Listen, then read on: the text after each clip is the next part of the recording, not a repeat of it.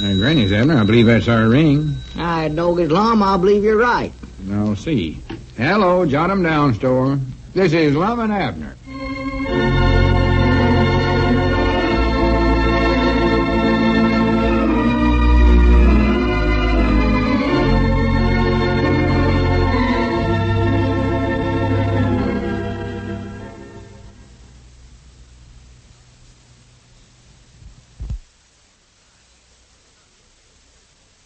But now let's see what's going on down in Pine Ridge. Howdy, friends. This is Dick Huddleston. Well, the new Pine Ridge Library, operated by our two old friends, is open for business. And the first one to take out a card was, of all people, Cedric Weehunt. Cedric may not be an avid reader, but he's about the best listener in town. And he's kept Abner busy reading to him from the books about our little four-footed friends that kids love so well. If we listen, I think we can get in on the tail end of the story that Abner's reading to Cedric right now. And so Snorter limped home a sadder but wiser piggy, and he never disobeyed his mama again. There. Old Snorter, boy. Read it to me again, Mr. Abner. Read it again. No, now, Cedric, let's read a different story this time. I'm getting tired of that. Let's see here. Yeah, here's one that ought to be a good one. And Snorter limped home a sadder but wiser piggy. It sure learned old Snorter a lesson, boy. Yeah. Now, listen to this one now, Cedric. Once upon a long time ago, there was a little pink-eyed cottontail rabbit named Pinky Winky. One day... Is Snorter in this story, Mr. Abner? No, Cedric, this is about the rabbit. Old Snorter sure learned his lesson, didn't he? Yeah. One day, little Pinky Winky was sitting by the edge of a pool of clear water. He looked down into the water and saw a little gold-colored fish swim by. Oh, I wish Snorter was in this story. Now, you got to be quiet, Cedric, or I ain't going to read it to you. Took a liking to Snorter. Yeah. Pinky Winky's eyes grew very large as he looked at the little gold-colored fish swim by. And suddenly he cried, "That's what I want to be, a gold-colored fish and swim underwater," he added. Then he said... For goodness sakes, Abner, what's going on here? Ah. What are you doing? Oh, Doggers, I never heard you come in, Lum. I told you to straighten up them books, not read them. Granny's, do I have to stay here every minute of the day to see that you do what I tell you? Well, Lum, it takes a lot of time to straighten up the books. It does the way you're doing it. You ought to be ashamed of yourself anyway, a fellow your age reading books like that. This weren't for me. I was reading them to Cedric. Don't you want Cedric to get educated? Well, them kind of books ain't for Cedric, neither. What's wrong with them? Well, I can understand them all right, Mr. Lum. In that other story about old Snorter, he's a pig, and what did he do, Mr. Abner? Well, don't you recollect, Cedric? He seen a big field I of don't green... care what he's seen. I don't want to hear none of this prattle-prattle. Now, put them young'uns' books back in the shelves and get them books straightened up. Grannies, I'm going to see that you run this library right. You better run along, Cedric. But, Lum, Cedric got just as much right in the library here as anybody. Yeah, I got a card to it. You give it to me yourself, Mr. Lum. It's a public library, Lum, and don't forget, Cedric's just as public as anybody. Well, he just can't sit here wasting your time like that, though, Abner. If he wants to take a book out, let him take one out and read it himself. Well, I don't read good like Mr. Abner does, though, Mr. Lum. Boy, when he's reading about Snorter, I can just close my eyes and seems like a pig sitting there doing the talking. Well, thank you, Cedric. Well, come on, Mr. Abner. Read me what happens next to Pinky Winky. No, you don't. Abner ain't reading nothing to you, Cedric. He's got work to do. So you better run on home. Yes, Mom. I don't believe I'll go home, though. I believe I'll just go out and walk around on my property for a while. Your property? Why, sure. Recollect, we sold Cedric a little piece of that strip by the store out there. Yeah, you said I had to be a property owner before I could get a library card. Oh, yeah, that's right, ain't it? Well, I don't care where you go, Cedric, but get started. Abner's got a lot of work to do. Yes, Mom.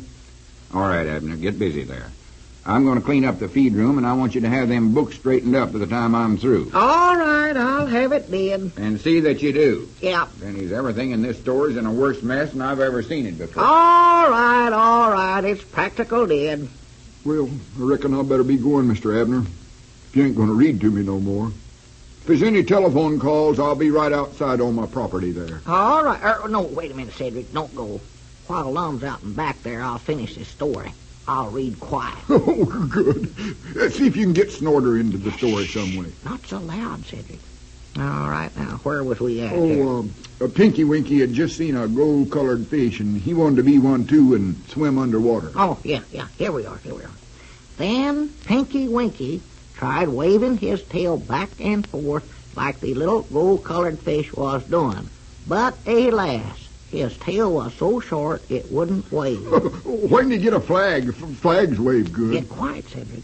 This made Pinky Winky so mad he jumped right into the pool and cried, "I will swim underwater without a tail." But poor Pinky Winky could not swim underwater. Half drowned, he climbed out on the bank, coughing and choking. Well, I'll bet Snorter could have done it. Pigs can swim underwater, I think. Yes, be quiet now. Now, Pinky Winky was more determined than ever that he was going to be a little gold-colored fish and swim underwater. So Pinky Winky turned away from the pool and shouted to old Mr. Owl, who was quietly perched on a nearby limb. Oh, this is getting exciting. Oh, yeah. "Ha, ha, Mr. Owl. All you can do is sit on a limb and blink your eyes. But I am going to be a gold-colored fish and swim underwater." He wants to swim underwater, don't he? Mr. Owl just blinked twice and said, "Hoo, hoo, you can't do it. You can't do it. Hoo, hoo." Sounds right smart like an owl. "Yes, I can. I will find a way," shouted Pinky Winky in an angry voice, and off he ran. Read that part about the owl again, that hoo-hoo business. Yeah, not so loud, Cedric. Now, it so happened that Mr. Freddy Fox overheard Pinky Winky make his boast about becoming a fish, and this was very bad because Mr. Freddy Fox liked to eat little white rabbits. Uh-oh. I bet old Pinky Winky would like to swim underwater, wouldn't he? Boy. Yeah, well, don't talk so much now, Cedric. Let me finish. So Mr. Freddy Fox, who was a very crafty fox, quickly thought up a plan to capture the little rabbit. He turned and ran straight to his friend Bushytail, the sign painter, and he said to him, "Bushytail, I want you to paint me a sign that says, 'Mr. Freddy Fox Swimming Instructor. Special free lessons in underwater swimming.'" Well, that's just what old Pinky wants to do. Well, of course, that's the idea. See, Freddy Fox is just doing that so as he can catch Pinky Winky. Is Freddy Fox going to eat up old Pinky? I don't know yet. We got to read the story and see, Cedric. Gee, I hope he don't eat him. I like Pinky Winky. I wish Snorter'd come along and help him. Yeah, well, keep quiet and we'll find out what happened. So, Mr. Freddy Fox took his sign and put it up near a pretty little stream. Then he hid in the bushes and waited for Pinky Winky to come along. And sure enough, pretty soon Pinky Winky came slowly up to the stream, still wondering how he could become a little gold-colored fish. You know what he wants to be a fish for? So he can swim underwater. I know that, Cedric. Now, hush up. Catching on to this story. Yeah, well, be quiet. Pinky Winky cried for joy when he spied the sign which the crafty fox had put up. "Now my wish will be granted," the rabbit said gleefully.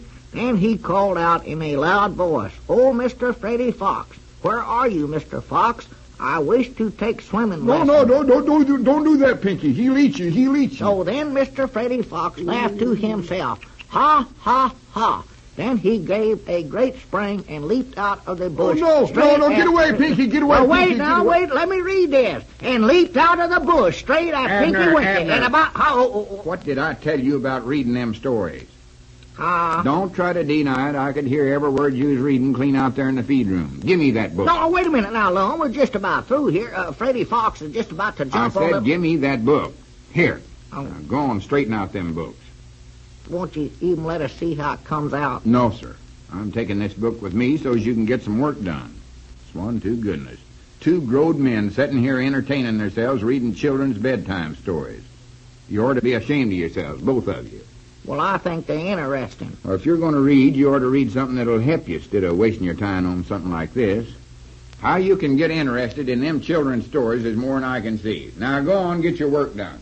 Dad blame that Lum. If he hadn't taken that book with him, we could have read in a whisper and found out how it come out, Cedric. Yes, Mom. Poor little Pinky Winky. Had to leave him and that old fox jumping right on him. Yeah, I wished I was there to help him. Oh, he'll get out of it some way or other. Well, how could he, a little Oh, rabbit? he's a hero. Heroes always win. Well, Cedric, he's just a little rabbit. He can't whip a great big fox, you know that. Maybe old Snorter will come along and help him. Snorter? Yes, Mom. I bet that's what happened. Snorter saved him. He licked the fox and saved little Pinky. Why, he couldn't have did that, Cedric. Snorter weren't even in the story. Well, maybe he stopped by there on his way home. Stop by where? Well, you was reading there where Snorter limped home a sadder but wiser pig. He might have stopped by that swimming hole on his way home. No, Cedric, that was the end of that story. See, Snorter couldn't have helped him. Just feared the fox got little Pinky. That's what happened. Still believe Snorter saved him. No, he never. The fox ate him just as sure as the world, Cedric. No, he never. Snorter saved him. Why, he never neither. Pinky Winky's a goner, that's all there Granny, is you're to it. both wrong. Huh? When Freddy Fox jumped at Pinky Winky, he hit his head on the sign and fell in the creek and drowned. He did? Well, good for him. And Pinky Winky went hippity-hop, here, put this book back in the shelf and keep it there. Very odd is you and Cedric, two grown men, wasting your time reading children's bedtime stories.